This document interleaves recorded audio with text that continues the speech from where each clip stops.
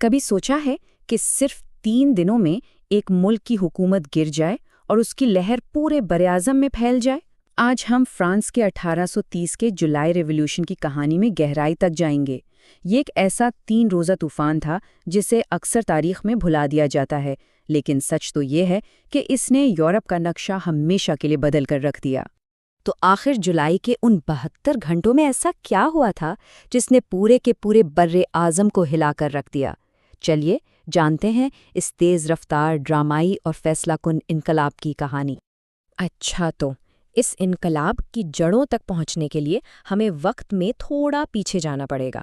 دیکھیں، نپولین کی شکست کے بعد فرانس میں پرانے شاہی خاندان یعنی بربن خاندان کی حکومت تو واپس آ گئی تھی۔ اسے تاریخ میں بربن ریسٹوریشن کہتے ہیں، لیکن ملک کے اندر ایک سیاسی طوفان پنپ رہا تھا۔ اس وقت فرانس واضح طور پر 2 حصوں میں بٹا ہوا تھا۔ ایک طرف تھے الٹرا رائلسٹس جو چاہتے تھے کہ وقت کا پہیہ بس الٹا گھوم جائے اور بادشاہ کو پہلے کی طرح لامحدود اختیارات مل جائیں، اور دوسری طرف تھے لبرلز جن کے پیچھے ابھرتی ہوئی مڈل کلاس یعنی برجوازی کھڑی تھی، اور وہ آئین اور 1789 کے انقلاب سے ملے حقوق کی حفاظت کرنا چاہتے تھے۔ یہ سمجھیں کہ ماضی اور مستقبل کی ایک جنگ تھی۔ اور پھر 1824 میں کہانی میں ایک نئے کردار کی انٹری ہوتی ہے، کنگ چارلز X۔ ان کی آمد اس نازک سیاسی توازن کے لیے آخری کیل ثابت ہوئی اور فرانس سیدھا انقلاب کے دہانے پر آ کھڑا ہوا۔ چارلز ایکس ایک ریاکشنری یعنی قدامت پسند بادشاہ تھے جو ماضی میں جینا چاہتے تھے۔ ان کا ہر قدم لبرل طبقے پر ایک حملے جیسا تھا۔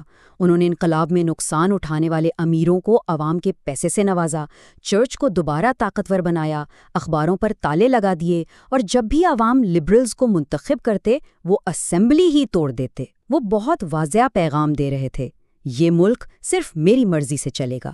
اپنی بادشاہت بچانے کے لیے چارلز ایکس نے اپنا آخری اور سب سے خطرناک داؤ کھیلا، ایک ایسا قدم جو انقلاب کا فوری سبب بنا۔ یہ تھے جولائی کے بدنام زمانہ شاہی احکامات یعنی دی جولائی آرڈیننسز۔ 25 جولائی 1830 کو جاری ہونے والے یہ جولائی آرڈیننسز صرف قانون نہیں تھے، نہیں، یہ تو ایک طرح سے بادشاہ کی طرف سے اپنے ہی ملک پر ایک حملہ تھا۔ ان کا مقصد تھا آئین کو معطل کر دینا۔ عوام نے اسے سیدھا سیدھا ایک شاہی بغاوت یعنی رویل کو ڈیٹا سمجھا کہ بادشاہ خود ہی قانون توڑ رہا ہے۔ یہ 4 احکامات دراصل لبرل فرانس کے تابوت میں 4 کیلیں ٹھوکنے کے برابر تھے۔ پہلا، پریس کی آزادی ختم۔ دوسرا، عوام کی منتخب کردہ اسمبلی ختم۔ تیسرا، ووٹ کا حق صرف ملک کے چند امیر ترین لوگوں کو۔ اور چوتھا، انہی سخت قوانین کے تحت نئے دھاندلی زدہ انتخابات کا اعلان۔ یہ لبرل طبقے کی ہر ایک کامیابی کو مٹانے کی کوشش تھی۔ بادشاہ کے اس اعلان کے ساتھ ہی پیرس کی سڑکیں جیسے بارود بن گئی۔ عوام کا غصہ ایک سیلاب کی طرح امڑ آیا اور تاریخ کے ان 3 دنوں کا آغاز ہوا جنہیں فرانس آج بھی لے 3 گلوریوز یعنی 3 شاندار دن کہہ کر فخر سے یاد کرتا ہے۔ سب کچھ بہت تیزی سے ہوا۔ 27 جولائی کو صحافیوں نے حکم ماننے سے انکار کر دیا اور سڑکوں پر رکاوٹیں کھڑی ہو گئیں۔ 28 جولائی کو یہ آگ ہر طرف پھیل گئی۔ مزدور، طلبہ سب اس جنگ میں کود پڑے، اور 29 جولائی تک باغیوں نے شہر پر قبضہ کر لیا تھا اور شاہی فوج پیچھے ہٹ رہی تھی۔ صرف 3 دن میں پیرس بادشاہ کے ہاتھ سے نکل چکا تھا۔ اور یہاں ایک بہت دلچسپ بات ہے، یہ سب کچھ شروع تو ہوا تھا اخباروں کی آزادی بچانے کے لیے، لیکن دیکھتے ہی دیکھتے یہ پورے شاہی نظام کے خلاف ایک عوامی جنگ بن گیا۔ یہ صرف ایک قانون کی لڑائی نہیں رہی تھی، یہ پورے ملک کی تقدیر کا سوال بن گیا تھا۔ ان 3 دنوں کی دھول جب بیٹھی تو فرانس کے تخت پر ایک نیا بادشاہ تھا اور ملک میں ایک نئے دور کا آغاز ہو چکا تھا۔ اس تبدیلی کا سب سے بڑا ثبوت بادشاہ کے لقب میں تھا۔ چارلز ایکس خود کو فرانس کا بادشاہ یعنی کنگ آف فرانس کہتا تھا، جیسے وہ ملک کی زمین کا مالک ہو، لیکن نیا بادشاہ لوئی فلپ فرانسیسی عوام کا بادشاہ یعنی کنگ آف دا فرینچ کہلایا۔ سننے میں یہ شاید چھوٹی سی بات لگے، لیکن اس میں زمین آسمان کا فرق تھا۔ اس کا مطلب تھا کہ بادشاہ کی طاقت خدا سے نہیں بلکہ عوام سے آتی ہے، یعنی پاپولر سوورینٹی۔ لوئی فلپ کے اس دور کو جولائی مونارکی کہتے ہیں۔ یہ امیر مڈل کلاس کی حکومت تھی۔ کاروبار کو تو خوب فروغ ملا، لیکن مزدور طبقے کو سیاسی طاقت سے بالکل دور رکھا گیا۔ تو یہ انقلاب مڈل کلاس کی جیت تو ضرور تھا، لیکن عام آدمی کی جیت نہیں تھا، اور یہی بات مستقبل میں ایک اور بڑے طوفان کا بیج بو رہی تھی۔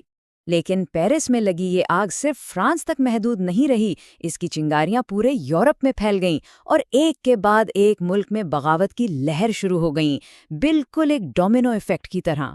لیکن ہر جگہ کامیابی نہیں ملی۔ بیلجیم تو ہالینڈ سے آزاد ہونے میں کامیاب ہو گیا، لیکن پولینڈ میں روس نے بغاوت کو بے دردی سے کچل دیا۔ اٹلی اور جرمنی میں بھی پرانی طاقتوں نے لبرل تحریکوں کو دبا دیا۔ لیکن ان ناکامیوں کے باوجود ایک بہت بڑی تبدیلی آ چکی تھی۔ 1815 میں یورپ کی بڑی طاقتوں نے مل کر ایک کانگریس سسٹم بنایا تھا، جس کا واحد مقصد ایسی بغاوتوں کو روکنا تھا۔ فرانس کے انقلاب نے اس سسٹم کی دیوار میں پہلی بڑی دراڑ ڈال دی تھی۔ انقلاب کو دبانے والا نظام اب خود کمزور پڑ رہا تھا۔ تو اکثر لوگ یہ سوچتے ہیں کہ شاید یہ انقلاب 1789 والے مشہور فرانسیسی انقلاب جیسا ہی تھا، لیکن ایسا بالکل نہیں ہے۔ 1789 کا انقلاب ایک ریڈیکل اور سماجی طوفان تھا جس نے پورے نظام کو جڑ سے اکھاڑ دیا تھا، جبکہ 1830 کا انقلاب ایک ماڈریٹ یعنی معتدل سیاسی تبدیلی تھی جس کی قیادت مڈل کلاس نے کی، اور اس کا نتیجہ بادشاہت کے خاتمے کی بجائے ایک آئینی بادشاہت کی صورت میں نکلا۔ یہ ایک اصلاح تھی، مکمل انقلاب نہیں۔ تو آخر میں ہم اس سوال پر آ کر رکتے ہیں، کیا 1830 کا انقلاب لبرلزم کی جیت تو تھا، لیکن جمہوریت کی ہار؟ کیونکہ اس نے ایک طبقے کو تو طاقت دی، لیکن عوام کی اکثریت کو پیچھے چھوڑ دیا، اور یہی ادھورا انصاف صرف 18 سال بعد 1848 میں ایک اور اس سے بھی بڑے انقلاب کا پیش خیمہ بنا۔